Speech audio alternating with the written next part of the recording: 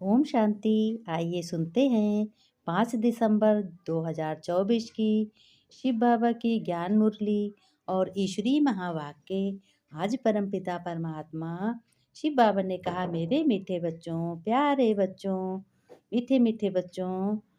बाबा ने कहा, मीठे बच्चों, तुम्हें जो भी ज्ञान मिलता है उस पर तुम्हें क्या करना है। अब सोचो क्या करना है। तो बाबा ने बताया, तुम्हें बच्चों क्या करना है। जो ज्ञान तुम्हें मिलता है उस पर तुम्हें विचार सागर मंथन करना है।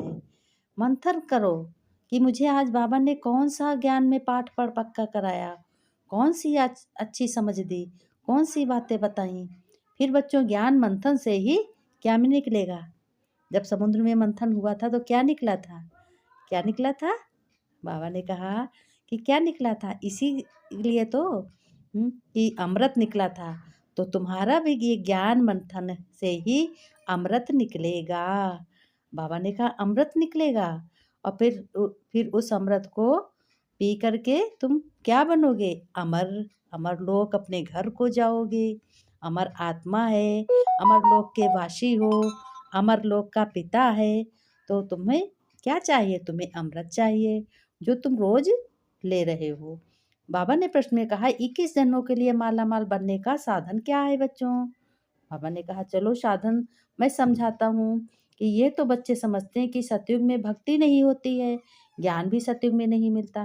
लेकिन श्री कृष्ण ना भक्ति करते हैं, ना ही ज्ञान की मुरली बजाते हैं। माना कि मुरली माना ज्ञान देना, ज्ञान है ना मुरली में जादू।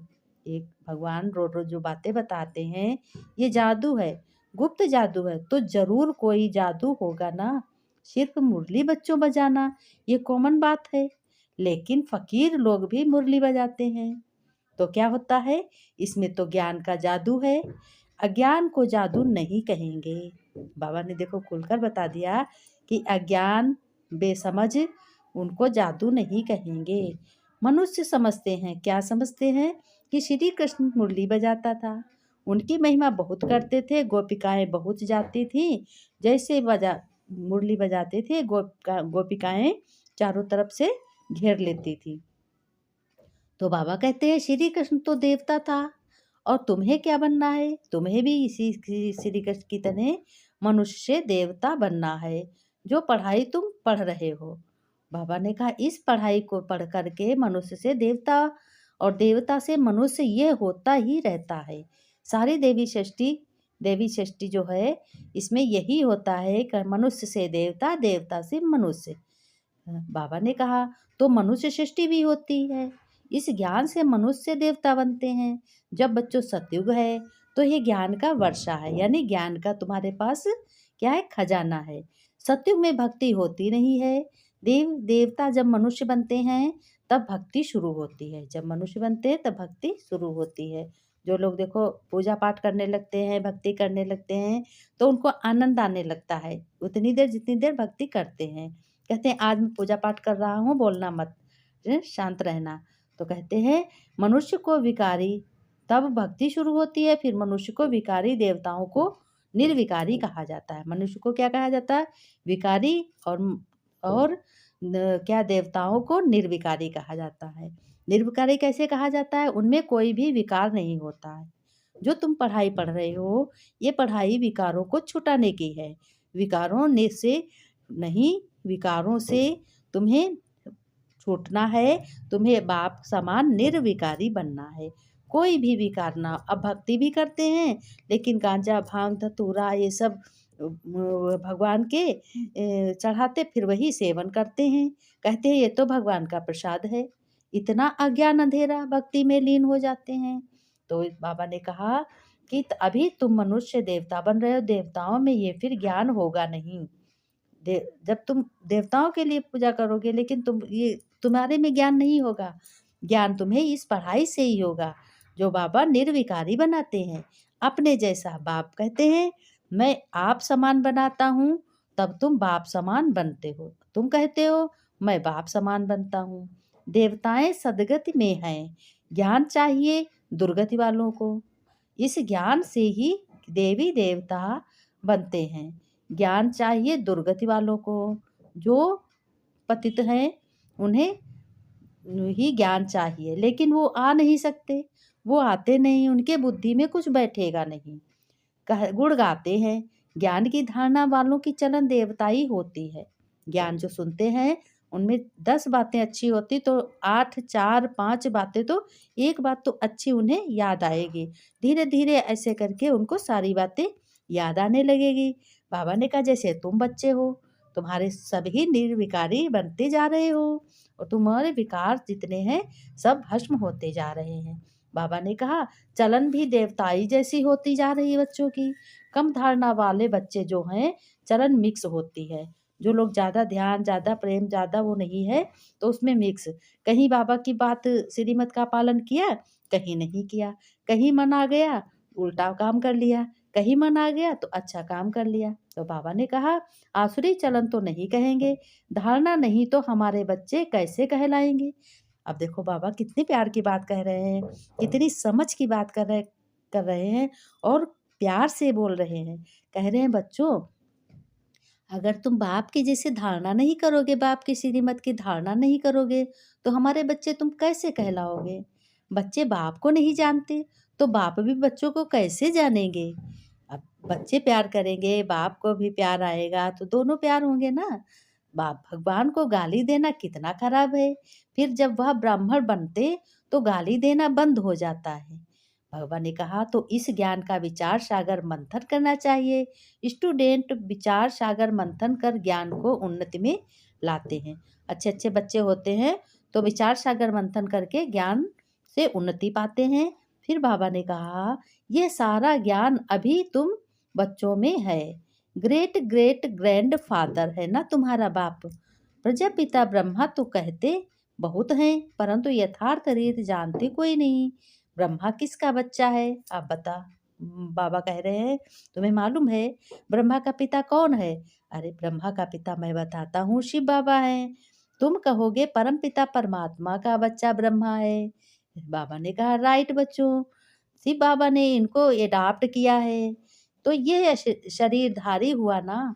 ईश्वर की सभी औलाद हैं, जितने भी हैं मनुष्य में सभी ईश्वर की औलाद हैं। फिर जब शरीर मिलता है तब क्या होता है? तब प्रजापिता ब्रह्मा की एडाप्ट कहते हैं, एडाप्शन कहते हैं। वह एडाप्शन नहीं, क्या क्या आत्माओं को परम पिता परमात्मा ने एडाप्ट किया। सब कुछ एडाप्ट किया। धारणा एडाप्ट की, गुण एडाप्ट किए भगवान में, हर रीत बताई, हर श्रीमत बताई बाबा ने। नहीं तुमको एडाप्ट किया है, अभी तुम हो क्या हो? ब्रह्मा कुमार कुमारियाँ हो। बाबा ने कहा तुम ही बच्चे स्वर्ग के लायक बनते हो, क्योंकि तुम्हें ही सतयुग में आना है। शिव बाबा ने कहा शिव बाबा एडाप्ट नहीं करते हैं, सभी आत्माएं अनादि अविनाशी हैं। सभी आत्माओं को अपना अपना शरीर और अपना अपना पार्ट मिला हुआ है जो बजाना ही है। यह पार्ट ही अनादि अविनाशी परंपरा को चला आता है। ये पार्ट हमेशा सृष्टि का जिस तरीके से घड़ी चलती है उस तरीके से अनादि और अविनाशी ये पार्ट परंपरा से चला आता है। फिर बाबा ने कहा उनका आदि अंत नहीं कहा जाता। बाबा ने कहा अच्छा। मीठे मीठे सिकिलते बच्चों प्रति माता पिता बाप दादा का याद प्यार और प्यारे बच्चों गुड मॉर्निंग। रूहानी बाप की रूहानी बच्चों को नमस्ते। बच्चों की ने नमस्ते की, बच्चों की रूहानी बाप दादा को याद प्यार नमस्ते नमस्ते गुड मॉर्निंग। बाबा शुक्रिया, बाबा शुक्रिया। फिर धारणा में बाबा ने कहा धारणा में तुम्हें क्या करना है? धारणा में तुम्हें बाप की तरह अच्छी रीत पढ़ाई पढ़कर अपनी शाहूकारी पोजीशन आदि का अहंकार मिटा देना है कि हम इतने धनवान हैं, इतने हम महान हैं, हम बहुत अच्छे हैं। ये सब अहंकार अपनी पोजीशन का हटा देना। हमारे वस्त्र बहुत अच्छे हैं, सबके खराब हैं, ये बिल्कुल भी ना आए मन में। अविनाशी ज्ञान धन से स्वयं को अपने को क्या बनाना है? माला माल बनाना है। फिर बाबा ने कहा सर्विस में कभी भी थकना नहीं है। ज्ञान सुनते सुनते नहीं थकना है और ज्ञान सुनाते सुनाते थकना नहीं है। ये नहीं सोचना है कि हमारी इंसल्ट हो रही है। जहाँ जैसा हो वहाँ एक ही शब्द सुनाओ, बाबा का परिचय जरूर सुनाओ। वातावरण को अच्छा रखने के लिए मुख से सदैव क्या निकालने हैं? रत्न निकालने हैं। अच्छे शब्दों का प्रयोग करना है। अच्छे उच्चारण, अच्छे शब्दों का प्रयोग करोगे, वो दुःख देने वाले बोल ना निकले कभी भी। ये बच्चों ध्यान रखना है और तुम्हें क्या रहना है? हर्षित मुख भी रहना है। हर्षित मुख रहना है, मुस्कुरातों के जैसे रहना है, मुस्कुराना है। जिस तरीके से देवी-देवताओं के चित्र होते हैं, उस तरीके से, क्योंकि तुम देवी-देवताओं की पढ़ाई पढ़ रहे हो। फिर बाबा ने वरदान दिया है बच्चों, देखो मैं तुमको रोज का रोज नया वरदान देता हूँ, इसलिए अपनी झोली को वरदानों से भरो और अपनी भंडारी को धन से भरो। बाबा ने कहा वरदान में बच्चों, कैसे भी वायुमंडल में मन बुद्धि को सेकंड में एकाग्र करने वाले सर्वशक्तिमान संपन्न भव। विस्तार में बाबा ने कहा, बाप दादा ने सभी बच्चों को सर्व शक्तियाँ वर्षे में दी हैं। बताओ, भगवान ने सारी शक्तियाँ बच्चों को दी हैं वर्षे में, अधिकार में। अब बच्चे ना यूज करें शक्तियों को तो क्या है? बाबा की गलती तो नहीं है। जैसा घोटोगे वैसा नशा चढ़ेगा।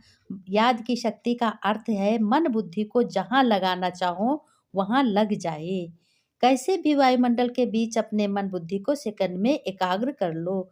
कहीं भी हलचल में बैठे हो, ऑफिस में बैठे हो, घर में बैठे हो, काम कर रहे हो, लेकिन जितने का मन सोचोगे लगाने के लिए वहाँ तुरंत लगाओ, मन बुद्धि को लगाओ, तब एकाग्र कर लो। परिस्थिति हलचल की हो, भले ही परिस्थिति हलचल की हो, भले ही वायुमंडल कैसा हो, तमोगुणी हो, हाहाकार हो रहा हो और बहुत जोर चलन से वार्तालाप हो रहा हो, माया अपना बनाने का प्रयत्न कर रही हो, भले ही माया अपना बनाने का प्रयत्न कर रही हो, फिर भी तुम बच्चों को सेकंड में एकाग्र हो जाना है। मन बुद्धि को एक टक एकाग्र किसमें करना है कि मैं आत्मा हूँ, परमपिता परमात्मा का बच्चा हूँ, ईश्वरी संतान हूँ, मैं मास्टर सर्वशक्तिमान हूँ, मेरा परमपिता परमात्मा सर्वशक्तिमान है। ये तुम्हें अपने को संकल्प करना, अपने को ये संकल्प अच्छे चलाना है, रिद्धि सिद्धि होगी। बाबा ने कहा तुम ही बच्चों को श्रेष्ठ बनना है, सतयुग की राजधानी में तुम ही बच्चों को आना है। फिर बाबा ने कहा जाओ ऐसी कंट्रोलिंग पावर हो, तब कहेंगे सर्वशक्ति संपन्न बच्चे। वैसे भी तुम शिव शक्तियाँ हो बच्चों, क्योंकि शिव से सारे संबंध तुमने जोड़े हैं, शिव ही तुम्हारे लिए सब कुछ है। बाबा को बहुत नाज है, भगवान को कि बच्चे हमारे हमारे पे नाज करते हैं कि हम भगवान के बच्चे हैं, भगवान मुझे पढ़ाता है, ऐसे कहते हो ना। बिल्कुल भी पीछे मत हटो कहने में। अभी नहीं कहोगे तब क्या कहोगे, कब कहोगे? अभी कहो, अभी जो करना है अभी करो, फिर नहीं, अभी आज करना है। कहते भी तो हैं, करना हो तो कर लो, आज कर लो, अच्छे कर्म करने के लिए देरी नहीं की जाती। स्लोगन में बाबा ने कहा विश्व कल्याण की जिम्मेवारी और पवित्रता की लाइट का त्याज बच्चे पहनने वाले ही डबल ताजधारी बनते हैं, डबल ताजधारी बनते हो। भगवान है तुम्हारे साथ में तो डबल ताजधारी बनते हो। बाबा ने फिर एक और बात कही कि देखो मनुष्य कैसे है आजकल, मनुष्य क्या करते हैं। बाबा ने कहा कि शांति प्राप्त के नियम कैसे होने चाहिए, गणित के नियम तरह निर्दोष होते हैं। बाबा ने कहा उठो, शंका बिल्कुल मत करो, भय मत करो, चिंता को मन से उखाड़ कर फेंको, क्योंकि तुम भगवान के बच्चे हो। मन में अपने विचार निकालो कि पूर्ण सुख शांति और धन संपन्न संपत्ति उन्हीं का अधिकार है। किनका अधिकार है? जिनको उत्तम अवसर है। अवसर तुम बच्चों का है, क्योंकि तुम भगवान के बच्चे हो, तुम ईश्वरी संतान हो। जिनमें अधिक पंडिताई है, जो अधिक पुराने हैं या जिनका भाग्य श्रेष्ठ है, ये विचार मिथ्या और दोषपूर्ण है। ये नहीं करना है मैं बहुत पंडित बड़ा हूँ, मेरी जात बिरादरी बहुत अच्छी है, मेरी जात नीची नहीं है। ये सब पुराने अधिक जो भी सोचो, ये नहीं मैं ही सर्वश्रेष्ठ हूँ, ऐसे विचार क्या होते हैं? बेकार होते हैं, बिल्कुल बेकार। और वो विचार कैसे होते हैं?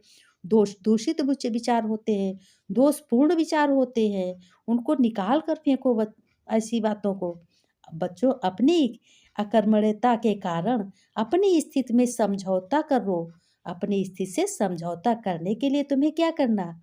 करने के कारण ही मनुष्य दरिद्र आज बना रहता है। कैसा समझौता? अपनी स्थिति का समझौता नहीं करता, दूसरे की स्थिति समझता है, उसकी स्थिति कैसी है? अरे अपनी इतना संभालो, अपनी स्थिति में ध्यान दो, तुम्हारी स्थिति बहुत अच्छी हो जाएगी, बाबा कह रहे। बाबा ने कहा, बच्चों, इसके लिए निरंतर कर्म की प्रेरणा तथा पुनः पुनः प्रयत्न के द्वारा कोई भी प्राप्ति असंभव नहीं रह जाती। बाबा ने कहा, निरंतर कर्म की प्रेरणा का प्रयत्न करो, द्वारा जब करोगे तो कोई भी प्राप्ति असंभव नहीं रह सकती। जिसके एक व्यक्ति कर सकता है, जिसे एक व्यक्ति कर सकता है और उसे दूसरा व्यक्ति भी कर सकता है।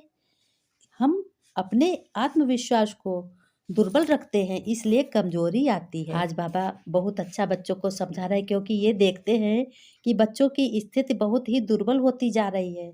तो बाबा ने कहा, तुम बच्चे अपने पर आत्मविश्वास रखो। दुर्बल रखते हो ना, आत्मविश्वास को दुर्बल रखते हो, आकांक्षा को छोटा रखते हो ना, इसलिए। तो बाबा ने कहा, बच्चों, शांति की प्राप्ति के नियम उसी प्रकार निर्दोष हैं जैसे कि गणित के नियम। यदि हम परमात्मा शिव द्वारा बताए गए पवित्रता, सुख, शांति के नियमों का पालन करो तो यह विशाल स्रोत स्वयं में हमारी ओर प्रभावित होने लगेगा। बाबा ने बहुत आज समझाया है बच्चों को। बच्चों, अपने पे आत्मविश्वास रखो और भगवान पे रखो कि भगवान हमारा है, मैं भगवान का हूँ, वो हमारा परम पिता है। ओम शांति बच्चों।